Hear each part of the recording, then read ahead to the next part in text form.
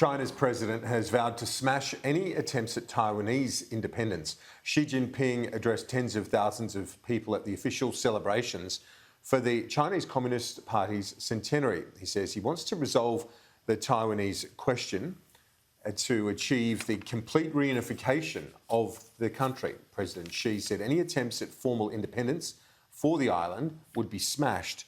Today marks 100 years since the Communist Party came to power after the rival nationalist government fled to Taiwan. With me now is Michael Shoebridge from the Australian Strategic Policy Institute. Thanks so much for your time. These images are quite something. 100 years is a milestone that Xi Jinping was not, and the Communist Party wasn't going to miss in terms of their propaganda. No, it's his moment to cement the party in as the ruler of China into the future. But there's a level of really forced triumphalism about this. Everyone in that square in Tiananmen that was waving flags and being so rapturous when he talked about any resistance to China being met with the blood and flesh of 1.4 billion Chinese people. They were all hand-picked crowd attendees who had no choice but to celebrate the wonders of the CCP. So there's a lot of stage management to this whole thing, and I think there's an underlying anxiety to the regime. Well, on that question, two things. There's an assumption that Xi Jinping will serve, president for life, but he hasn't actually finished his second term. No. So there's that question. I wonder, will there be any power base where it says steps up to rival him? Or secondly, as I discussed yesterday with Greg Sheridan, with dictators, they're all powerful until basically the day they're not. There's no forewarning often that they might be knocked off. Well, this is why inside China, the party is really worried about colour revolutions. They think that Western powers stoke revolutions against dictators, but their underlying fear is of the Chinese people. So at the same time as we're seeing all this triumphalism, the regime is increasing spending on internal security every year.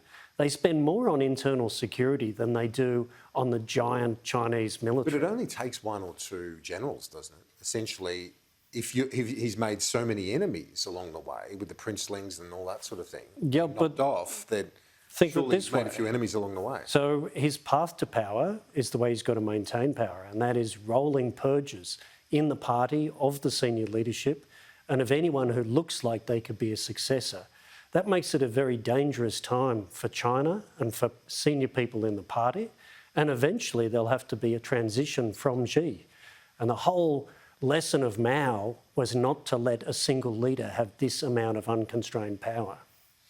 Indeed, and so they had that sort of power by consensus, which that seems to have gone by the wayside under Xi Jinping. But I wonder whether his rolling purges, as you put it, has created enough dissent in some pockets where they could affect change well ahead of his own plan. I think, like Mao, he's going to make some other bigger mistakes first. So if you remember, Mao is the man that inflicted the Cultural Revolution on the Chinese people. That killed anywhere between 36 and 45 million Chinese citizens. So unconstrained leaders inflict great damage on the Chinese people and on China's position in the world. And that's what Xi is already doing. When you look at the Communist Party's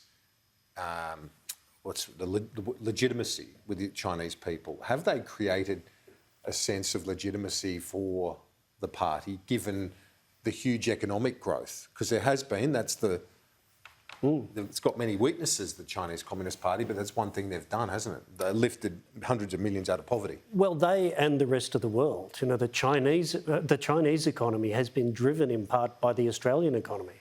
Us selling them masses of competitively priced, high-quality raw materials has driven that growth. So to talk about it as if it's all the Chinese Communist Party is a bit one-hand clapping.